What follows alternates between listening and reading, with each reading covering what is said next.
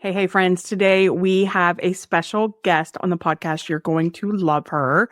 We are welcoming Heather O'Brien to the podcast. Heather's a prophetic healing coach, minister, author, speaker who specializes in guiding Christians to heal from trauma, anxiety, and depression by discerning God's voice. She hosts a globally recognized podcast, Heal with God. Heather's personal journey from battling intense fear and addiction to finding healing through divine communication fuels her passion to help others experience similar transformation. She's also a licensed minister through Kingdom Equipping Ministries, dedicated to inner healing and teaching. And she has also authored books such as No Fear Allowed, Supernatural Weight Loss, The Journey of Healing from Injustices, and But How. Y'all, I've already recorded this episode, and it's so cool when we find someone who's doing similar work to us and we don't know each other. Like the Holy Spirit is talking to me, the Holy Spirit is talking to her. And it's so cool when you see someone who's so like aligned, right? We are totally different people. In fact, I think we kind of complement each other.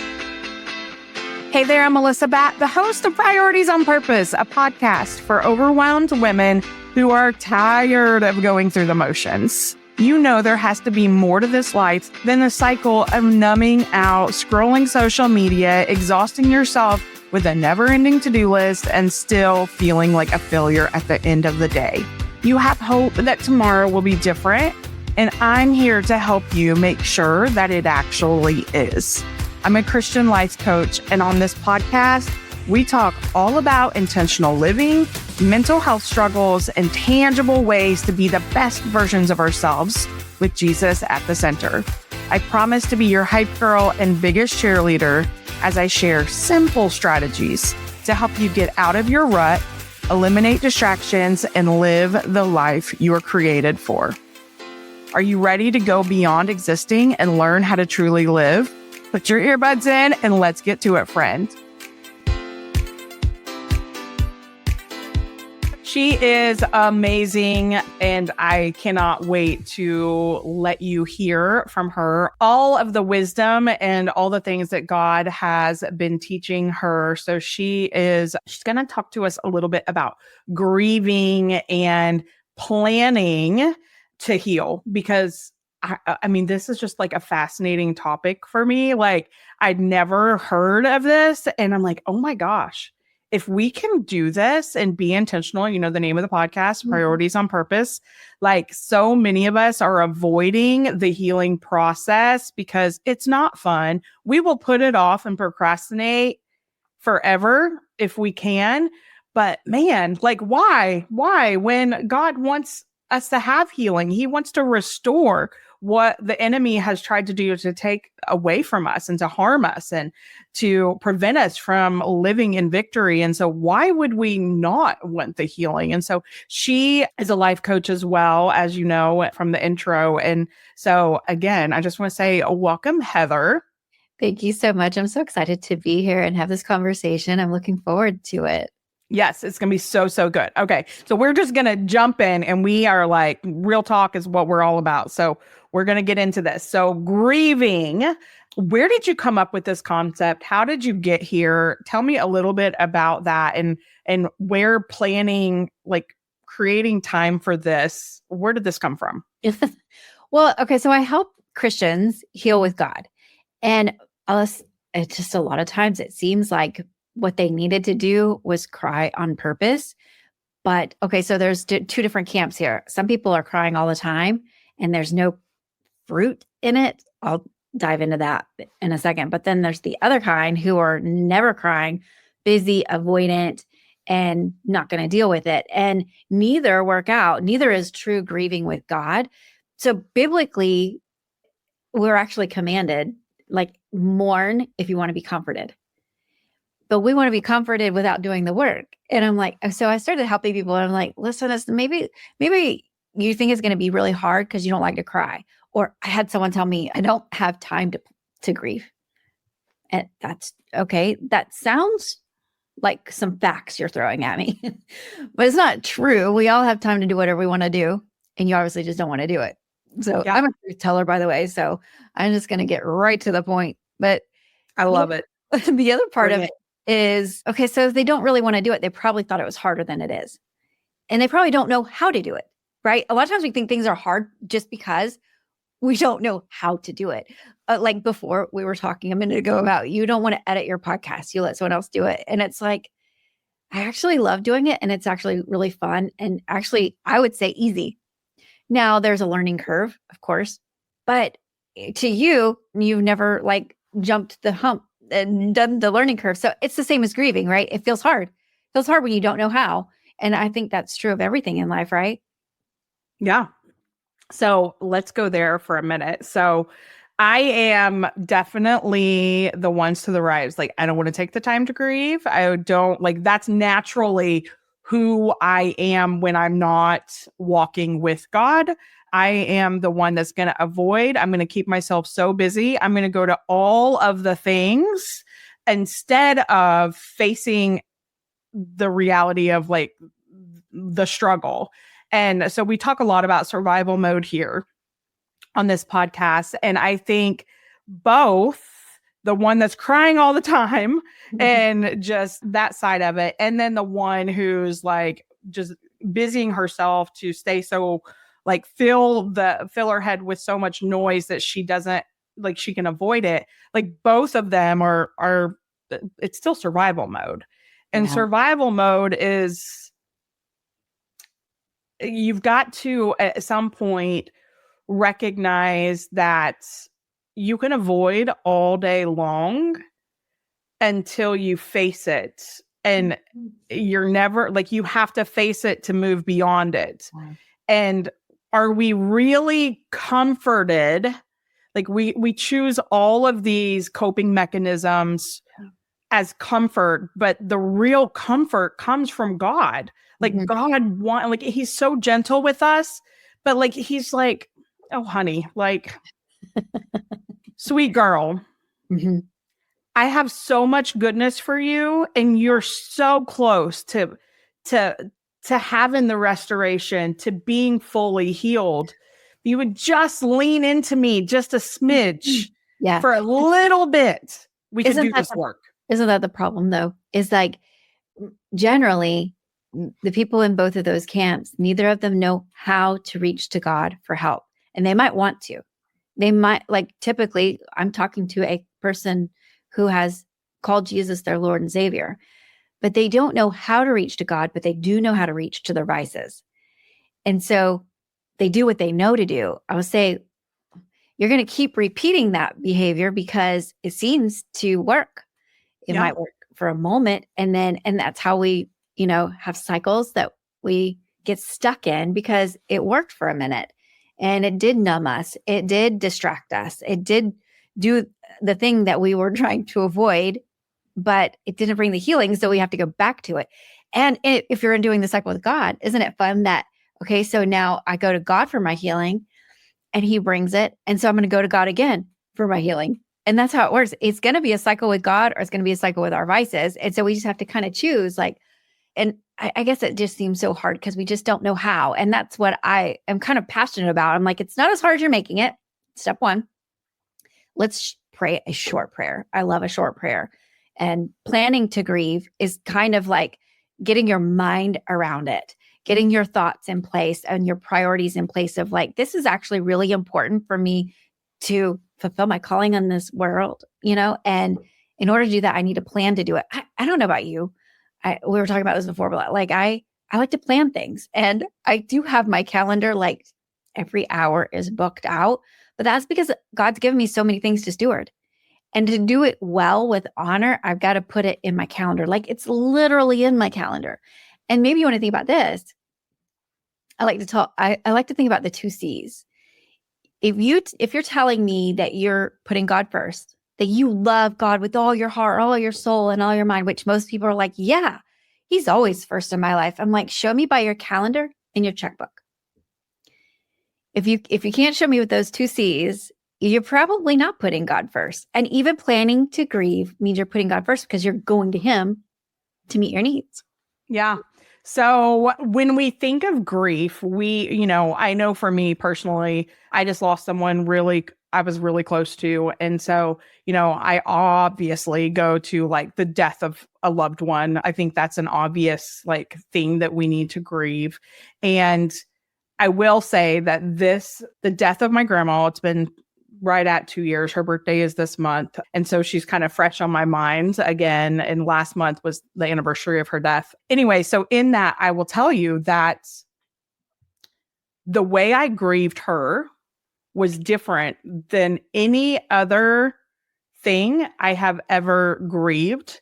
And I think part of it was, I know it was God, but like instead of putting it off, I created space to do the work. And I didn't do it intentionally necessarily, but it was definitely, looking back, I'm like, it was totally God led, And I remember a moment when God then was like, okay, get up.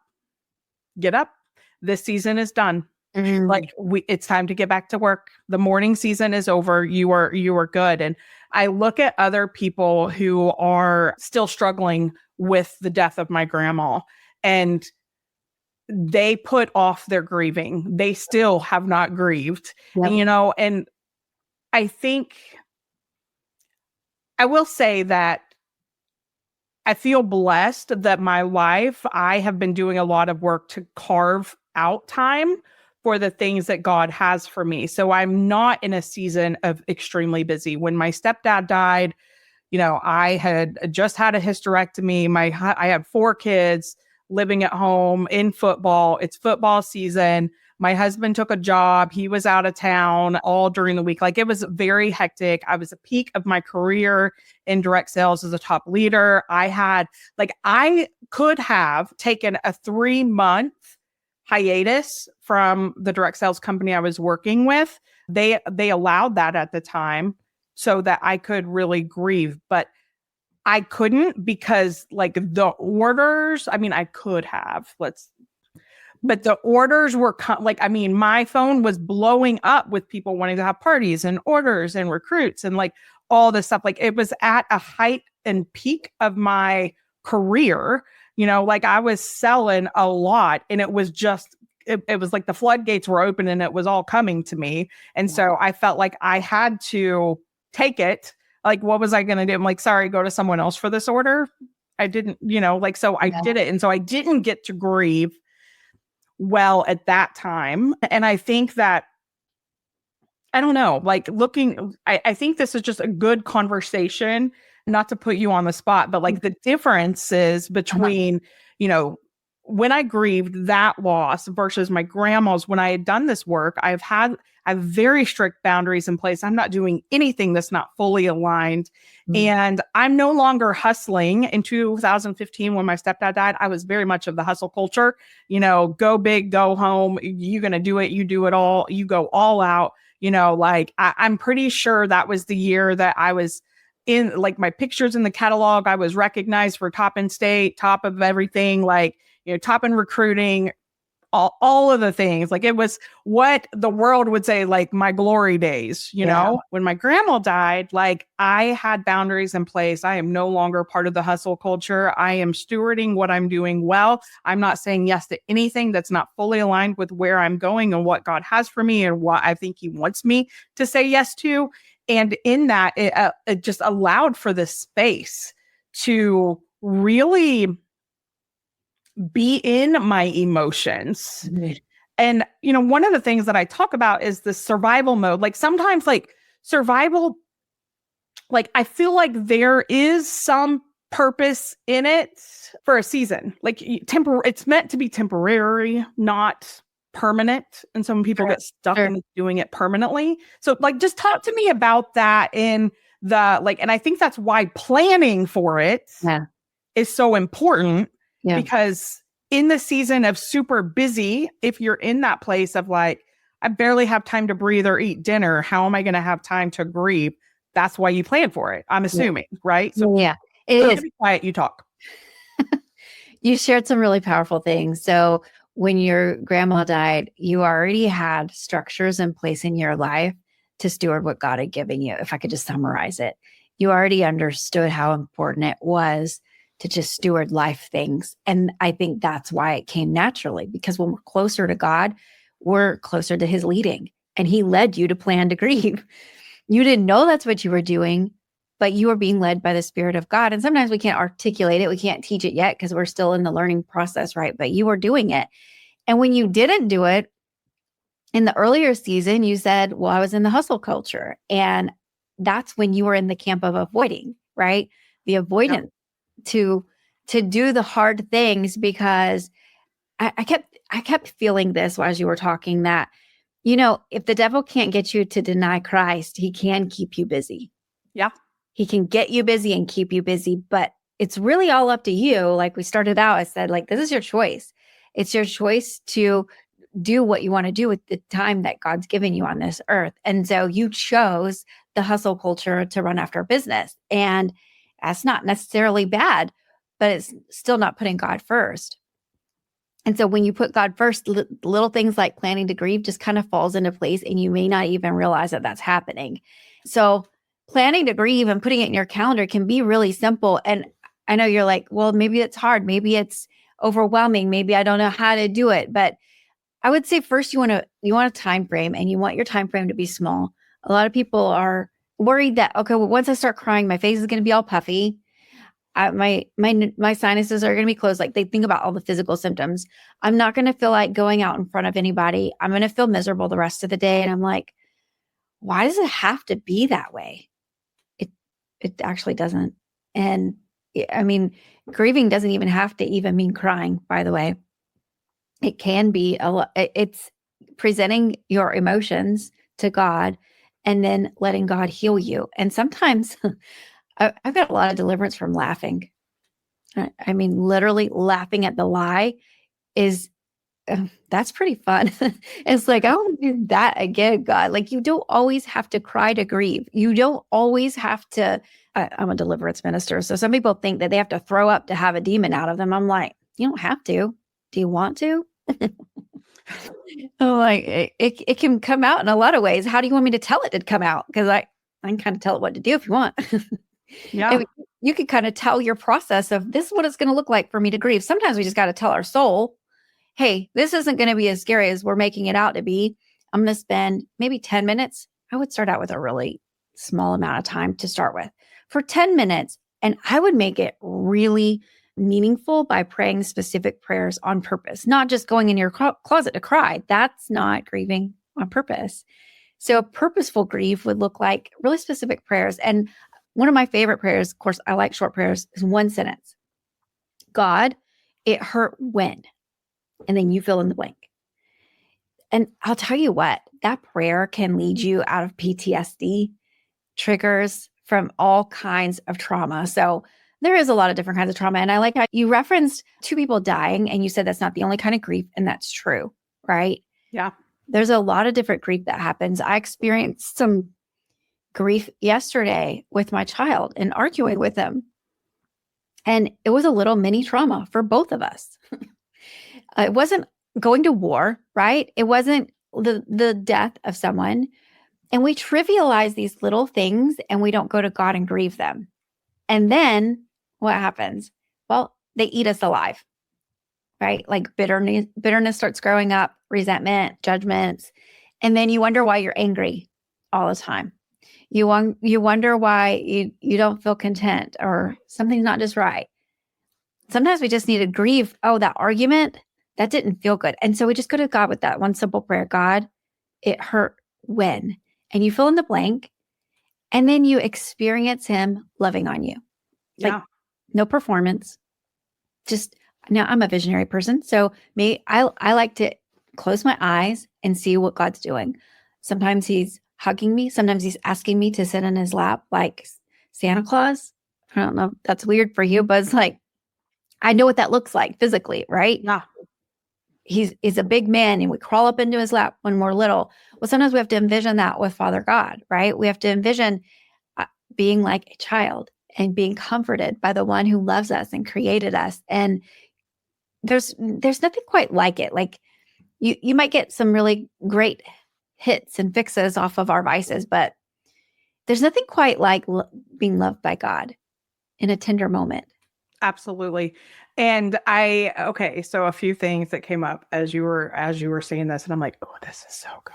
I got someone to talk to about this, because this is something like I remember probably 2021, I did a voice memo and I'm like, I'm going to talk about this. And I felt like the timing wasn't right. So I don't think I've ever talked about it. There's a voice memo somewhere where I was like, I'm going to put this on the podcast one day, but I think you're the perfect person. And that is to talk about triggers, not in our notes, but like we live now in this culture where we have trigger warnings for everything. And I'm like, okay, I think triggers is an opportunity from God to, like, he's showing you an area where you're unhealed. So avoiding triggers is avoiding the healing. And instead we need to recognize, like, okay, that, like, I was a little triggered. And there was something, just the other day, someone said something and I recognized a trigger of mine that I've never recognized before. I've never noticed. And I recognized I felt really unsettled, and it kind of felt like I felt a little bit of shame. And so Monday I'm journaling, because like journaling is me. It's a prayer journal, and I get it out of my head onto paper, talk to God about it. And that is, I guess I've never really looked at it, but that is my time of like that, my planned healing. Never really thought it like that, but I think it very much like it's that application. Anyway, so in this, I recognized the trigger for me is feeling misunderstood. I've never recognized that before, but when I like was journaling, I was like, God, like, help me with this. Like, where does this come from? Why did I feel this way when because I recognized, like, I didn't feel convicted. I didn't feel offended. I just felt misunderstood. Yeah. And in that, it makes sense because I overshare. I will over-explain. I'm extremely transparent. And I'm like, I wonder if all three of those things is because I have this fear of being misunderstood. So I'm going to lay it all out there. Yeah. And so I'm going to be quiet for a minute and let you talk, because we do, I've had someone on the podcast before where we talked about the big T's and the little T's. And this would be considered the little T. It's like not like a death of someone, not like something major in our life, but it doesn't mean it doesn't matter, because all things matter to God. Yeah. Well, I love how you shared the word trigger. So that's like, okay. I was laughing when you said what you said about this is actually an opportunity from God for your healing. I think those exact words come out of my mouth regularly. And I'm like, are we the same person? That's what, when I found, I was like, oh my gosh. Like, yeah, we have this same Holy Spirit. So that must be what it is. Yeah. So yeah, it's an opportunity. And I usually tell people, get excited. You got triggered. Whoa, let's celebrate. And let's turn the narrative for a minute, like this is exciting because you're getting close to the giant in your promised land. And do you want to kick it out so you can get in that promised land a little bit more? And so I'm thinking about, okay, you gave us your story about being triggered. You didn't tell us what triggered you. So I feel like I'll share mine. You've been so vulnerable. And so I don't know if I've ever shared this publicly. Let's go, girl. Let's go. Okay. So I remember this one time I got a migraine, and I told you, I do know what migraines feel like. And I was like, I have been free of migraines for so long. And I was in the car and I was praying, God, what is this from? Because I know how to get to the roots of things. I just pray, listen, I'm like, God, why is this here? Why do I have a migraine? And usually it's a trigger, which I'm fixing to tell you about, or I just didn't have enough sleep. Like, that's my two reasons. And literally it can be a physical thing, right? I totally get that. It's not always the devil. I'm not always, but most things are spiritual warfare. Let's just get real. But anyways, God showed me, the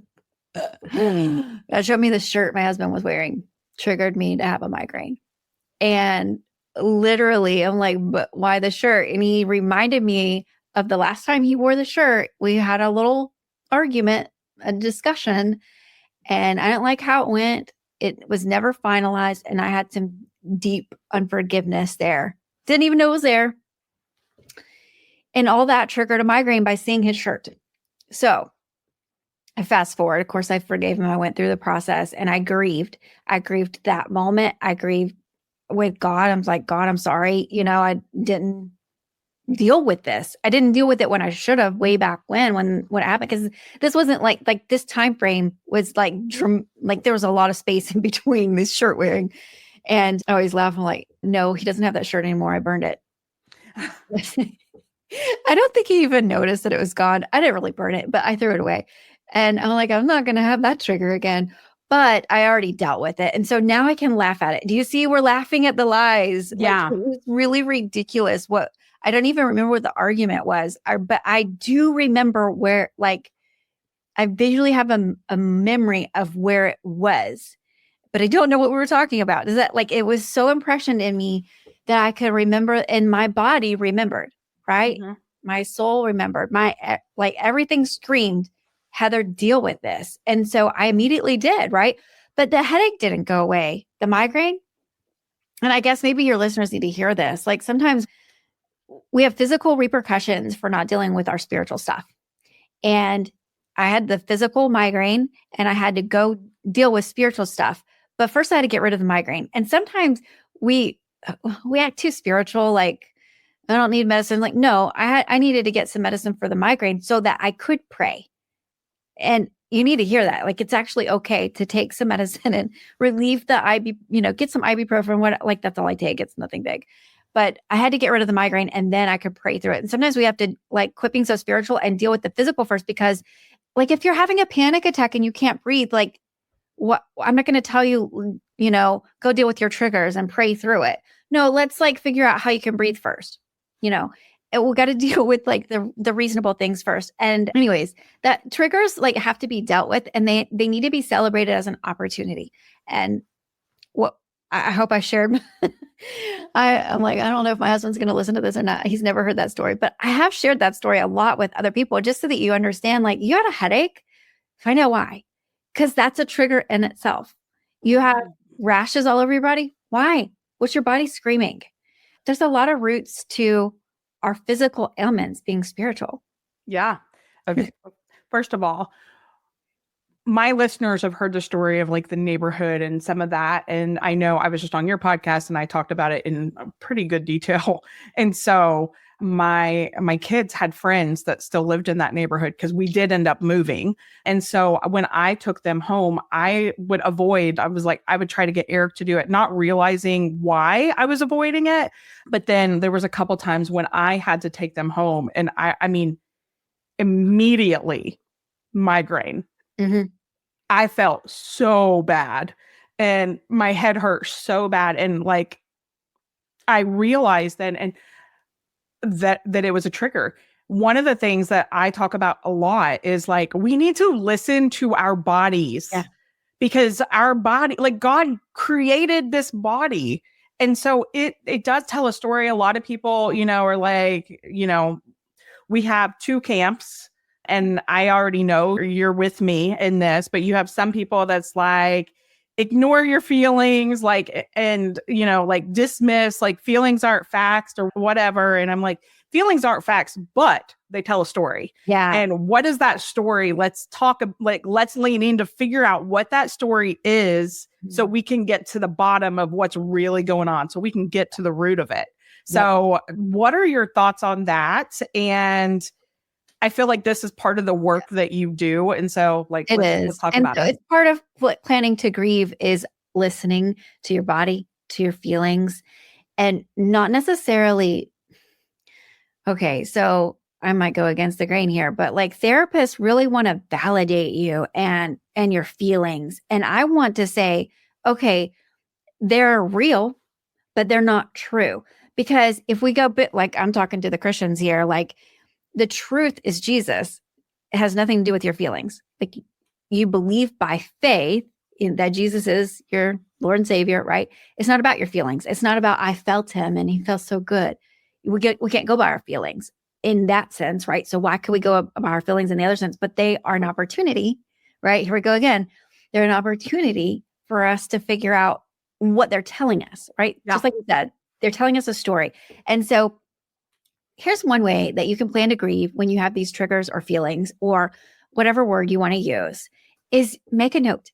I don't know if you like digital notes, if you like sticky notes, if you have a pen and paper beside you at all the time or whatever.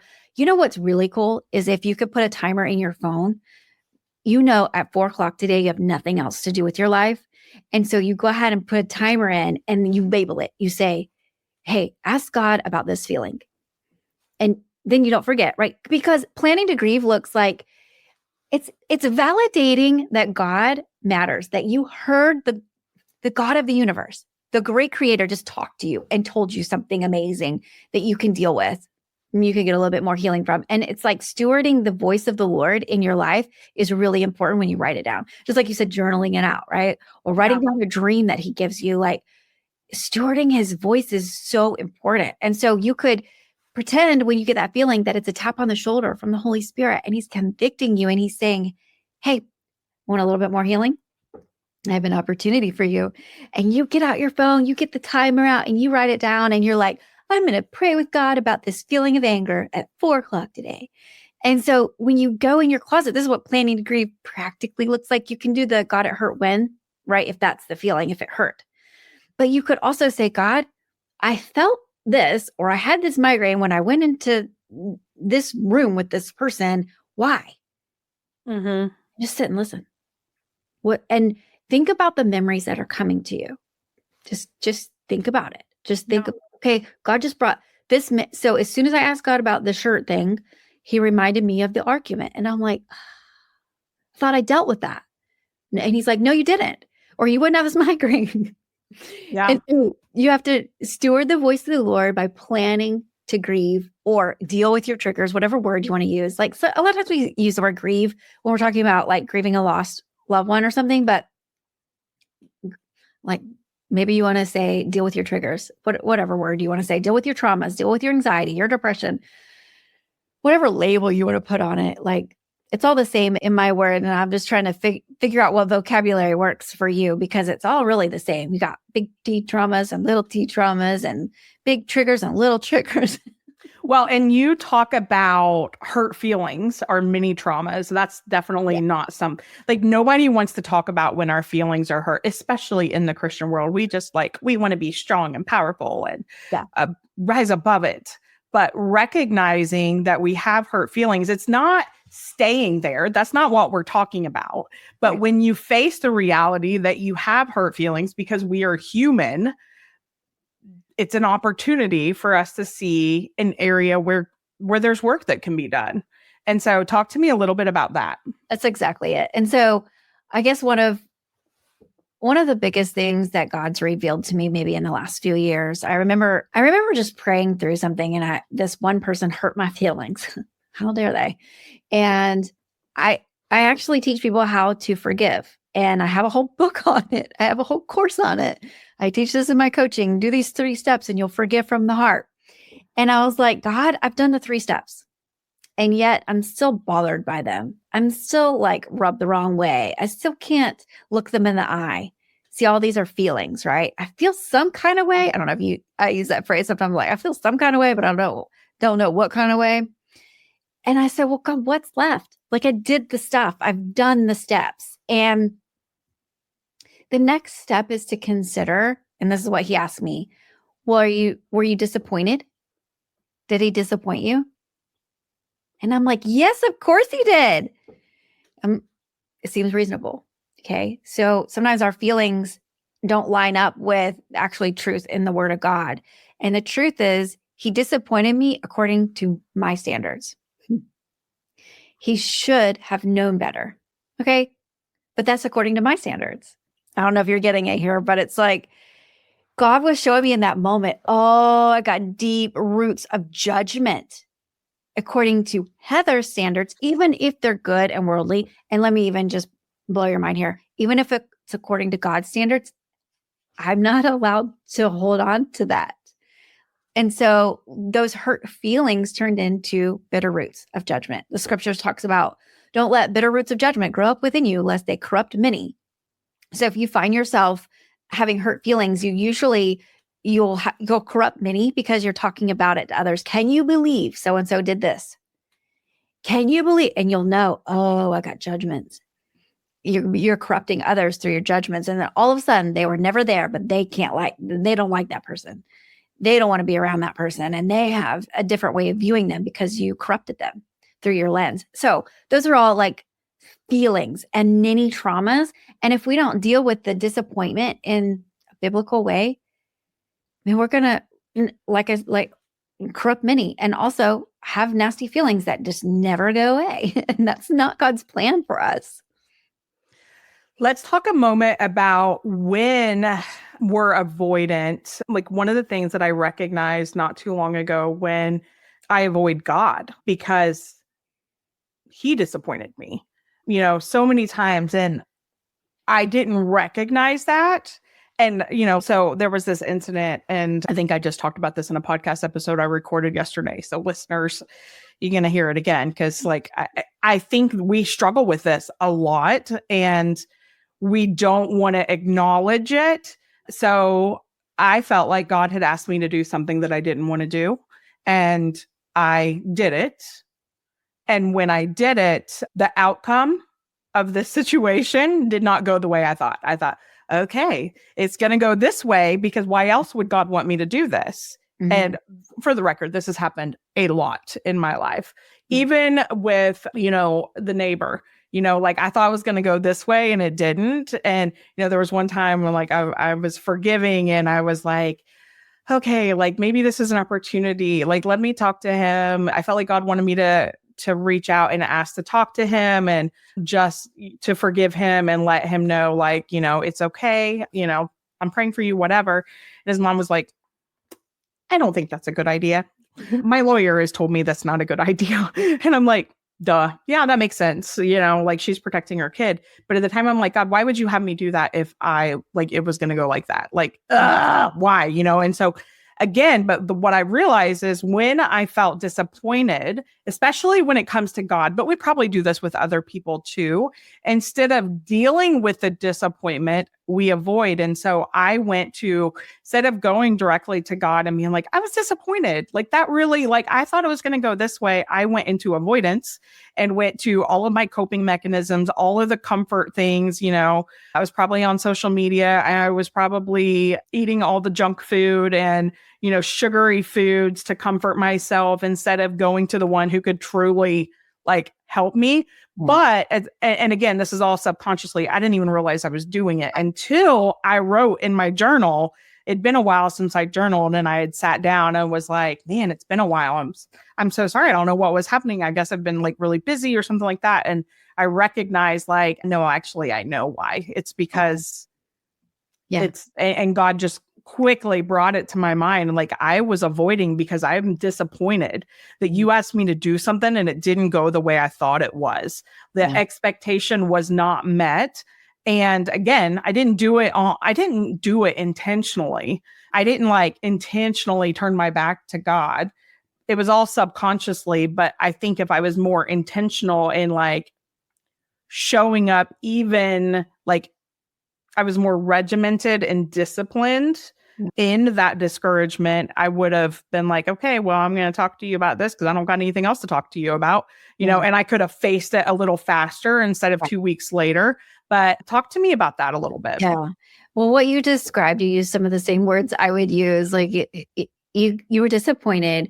You had expectations. And I often, it sounds reasonable to have expectations but sometimes that turns into our expectations, and we put our expectations on God's timing, on God's way, and everything's going to happen just as we planned for it. But he never said all that.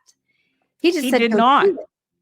And of course you're not alone, Melissa. I've definitely had those experiences more often than I'd like to say, but really the way out. I love how you said, yeah, if I was more disciplined, I would have got down to this faster. And that's truly why I love my blocked calendar. I'm like, I can get through and get healing a lot quicker because I do my spiritual disciplines every day without fail. And I do it on purpose because I know it's going to help me.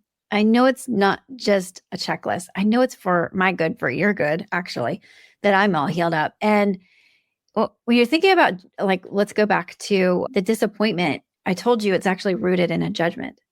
And so it feels like you're mad at him, you have hurt feelings, and they're reasonable. But disappointments are never like reasonable because there are judgments according to our standards.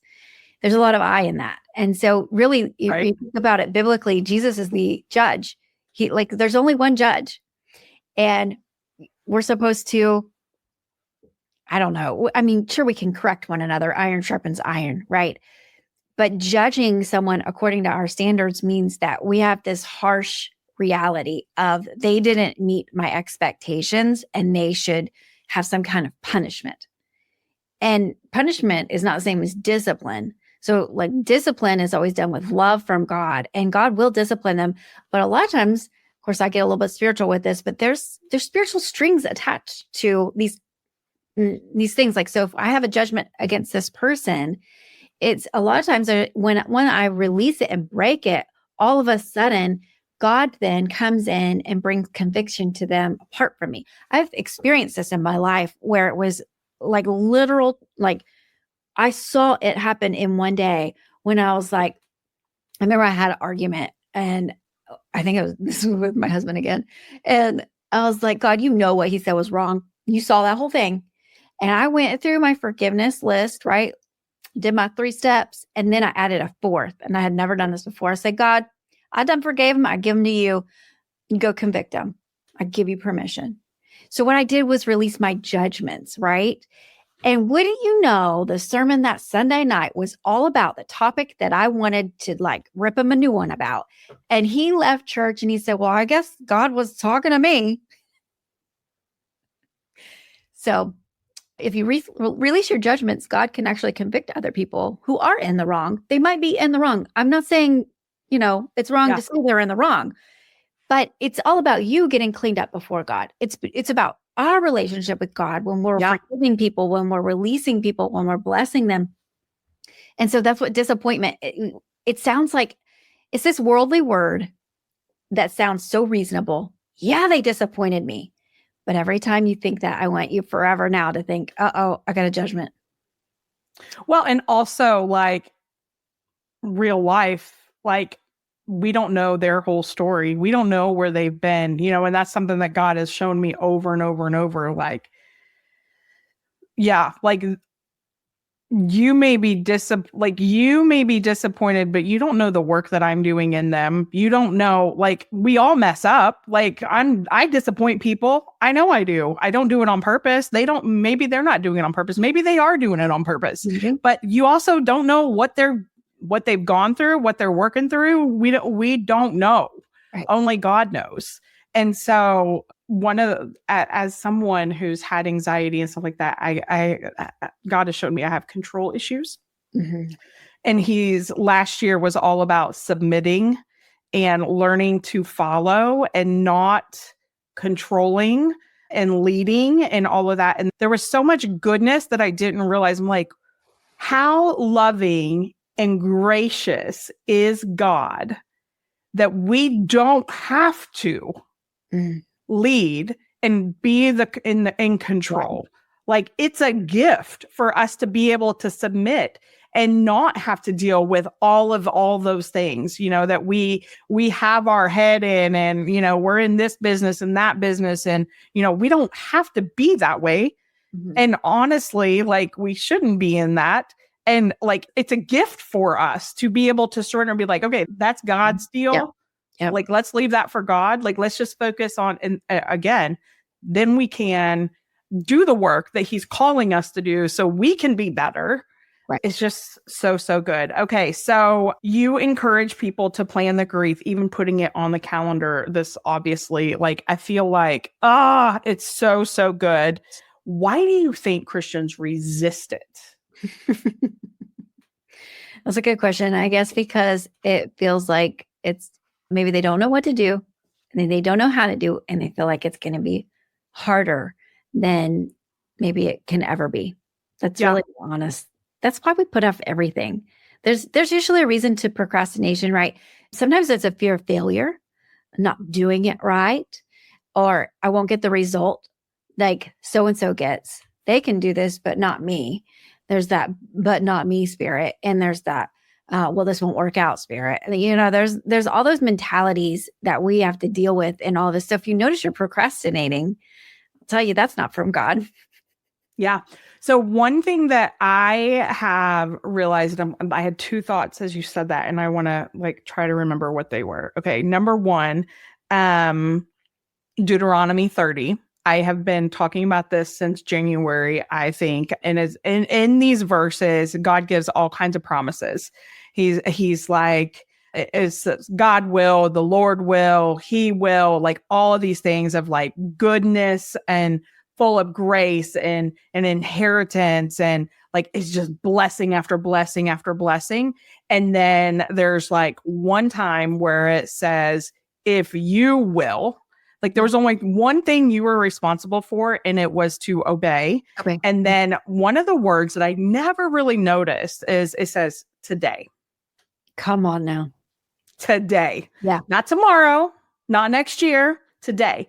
And I love that because so many of us we don't know how, it's like, okay, well, what do you know today? Yeah. Like you're like thinking of like, it needs to be bigger or whatever. And so you're waiting till you have all of the answers to do something. Sometimes that's unintentional. Sometimes maybe that's like, there's a little bit of innocence there, but really like God isn't asking you to do everything that you don't even know how to do today. And he's not saying wait until you have it all. He's saying like obey today with what you know to obey. And then the other thing I was going to say about what you said is, there's a reason why you don't know. You're like, you put it off because you don't know, or you have this fear or whatever. I always in the workshop Operation Reset, I talk about this, like look for the but. What's the but? Like, but I don't know how, but I'm afraid of failure, but it's not going to look like this, or I thought it was going to be that, like whatever that but is, like take that to God and use that to like, just talk to God about it. Be like, but I don't understand. Yeah. God will give you some feedback. And even if you don't know what to do, if that's your thing, listen, you're talking to two coaches right here. We'd be honored to help you. Yeah. Right. Like this is what we do. Right. This is how we help. But also like God, like he is gracious and he is gentle. And he, if we come to him with whatever that thing is, and we're like, I don't he wants to help us. Do you think he's going to not give you the answers? Like he will speak to you. He will direct you if you allow him to.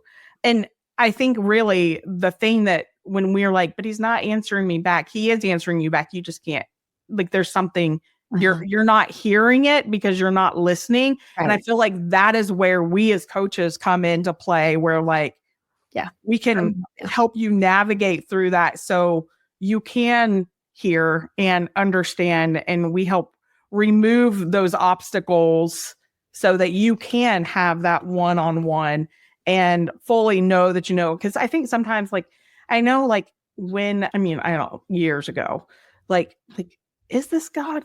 Is this like, I remember one time God asked me to do something that was so hard and so crazy. It was like 2004. I was 24 years old, and he showed me that I had unforgiveness with my grandma, a different grandma. And she was in a nursing home dying of cancer. And he was like, I want you to go talk to her and apologize and let her know you forgive her. And I'm like, are you kidding me? I am not doing that.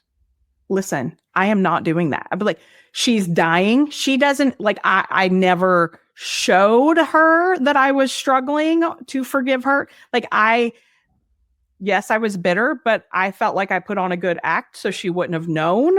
Like I was like, you want me to go to someone who's dying and bring up all this stuff from the past from when I was a child? No, I'm not doing that. Like literally, that was how that's how God and I talk. Like, yeah. I'm like, I'm not doing that. Do you want to know what happened? You did it. Well, I did end up doing it, but not because I wanted to. I ended up having almost like I was getting ready to go. They thought I had rheumatoid arthritis. Okay. Like my bones ached so bad that I couldn't even walk up the stairs. Like I was struggling so much. And like, I think I'd went to the doctor. I had like everything. I'm like, what is going on with me? Like I'm 24 years old. I'm like, my bones felt so brittle and aching and my joints were hurting really, really bad. I'm like, what is happening here? And God brought me to this verse, and I'm pretty sure I haven't talked about this on the podcast, but I think you're the perfect person for me to share this with. Like God brought me to some verse, pretty sure it was in the book of Psalms. And I think it was David.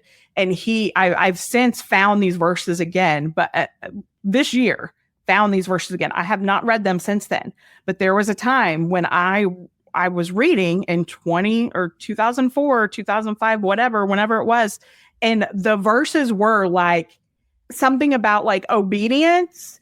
And when you're not obedient, like joint or forgiveness or something like that, it had something to do with joint pain or aching bones or something like that. And I was like, oh, shoot, that's why I'm feeling this, like because of the disobedience. So yes, I then did go talk to my grandma. Do you know my grandma? Like she knew. And that was like, for me, like I found the letter not too long ago that I wrote out, that I read to her. And we always think that when something like that happens again, I'm like, I'm not going to bring this up to her. Like, that's crazy. Like, I want her to go out on a good note and have peace. But God knew she needed it. That's why he wanted me to do it. Like, her heart was ready. Like, it was like, I'm trying to like I know more than God. Come, please. But like at the time I was very naive, and honestly still to this day sometimes I'd be like, I am not doing that, and God's like, you sweet girl, there is purpose in this. And every single time I take that step and I do it when I know God is calling me to do it, like it, again, sometimes it doesn't go the way I thought it would, and I have to be okay with that.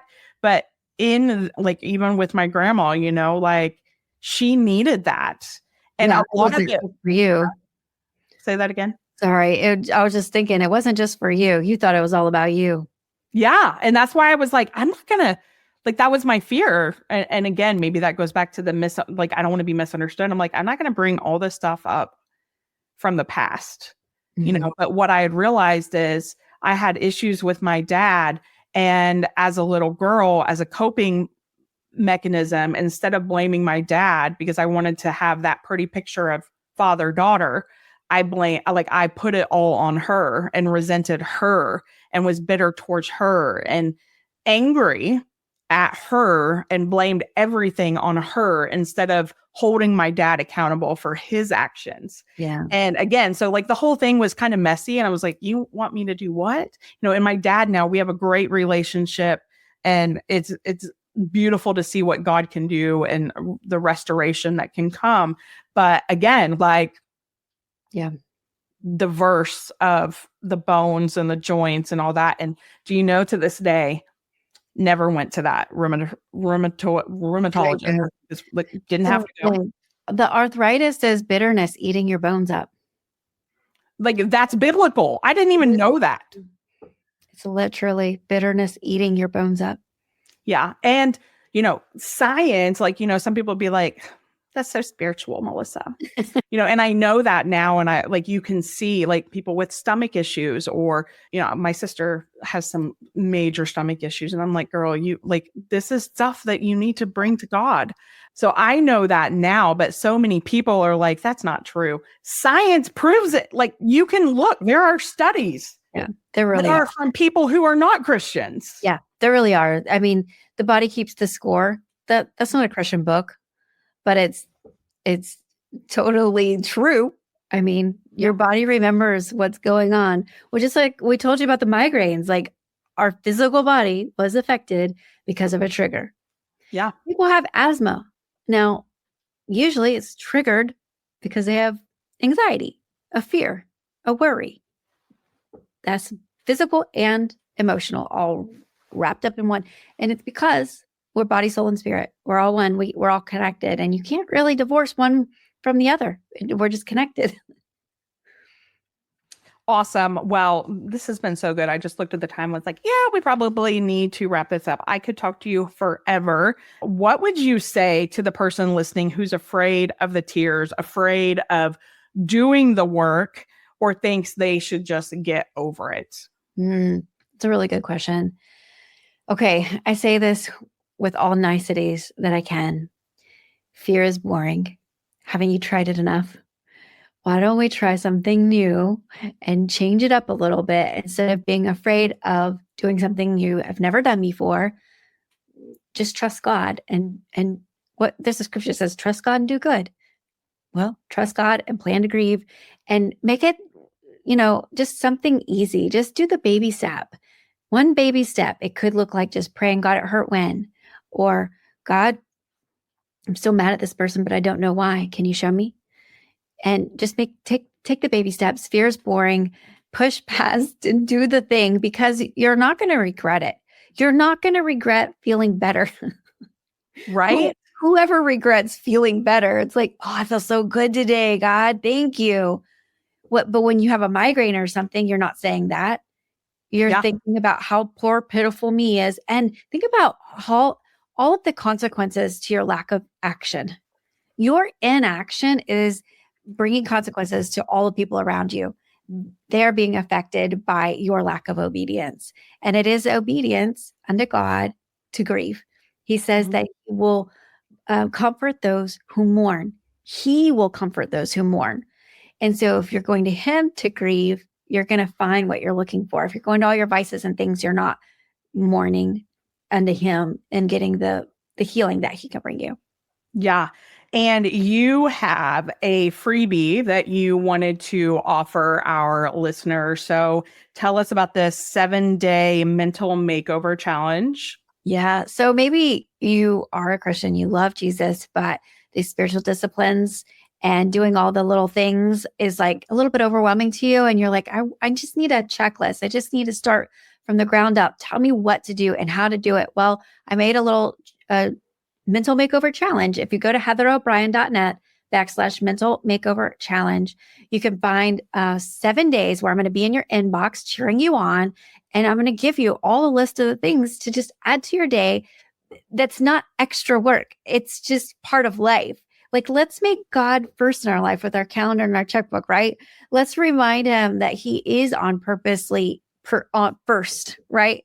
Priorities on purpose. Like, let's put God first by doing our Bible, worship, prayer, community, thankfulness, and all of these things will lead you into hearing God's voice. If you're afraid that you don't hear him, the mental makeover challenge might be just the thing that you need to start hearing God's voice to heal. Awesome. Well, I will make sure we put all of that information in the show notes. I know you have a book as well. I'm pretty sure if they go to your website, they can find all of the good stuff, right? That's right. Go to heatherobrien.net and you can find all that. And then if you're already listening to a podcast right now, so press pause for just a minute and go to the search bar and search Heal with God. That's the name of my podcast. I'm over there helping Christians heal with God by hearing God's voice. Yes. Awesome. I love it. You have a great podcast, and they might even hear an episode with me over there because I know that we just did that. So her podcast is so good. And so like, I love it when we can have two people that are doing similar things, but we have different experiences, different personalities. And so like I heard the word vices, like you used that word, and I'm like, I could just call them bad habits, like the bad, unhealthy habits, like the things, the coping mechanisms that, isn't really serving you, that you go to for comfort. And God's like, hey, you over here, like, come to me, because I am the one who will carry that burden for you. I will give you rest. The Netflix shows, that's not going to give you rest. The, overworking, that's not going to give you rest. The over shopping is not going to give you rest. All of the things that you're doing that you think is going to bring you comfort and help you, it's not. So I just love that, two different people, same kind of work. Yep. Oh, it's so good. And thank you for being a guest and coming on. Hey friend, that's it for this episode. If you found value, I would love it if you could take a couple of seconds and leave me a quick review. While it may seem super simple, it is so beneficial and gives me the opportunity to help more women. Also, take a screenshot and share it on social media with your biggest aha today. Don't forget to tag me at Melissa Batt Official so we can connect. Thank you so much for listening. And until next time, friend, keep walking it out one baby step at a time, because God's got you.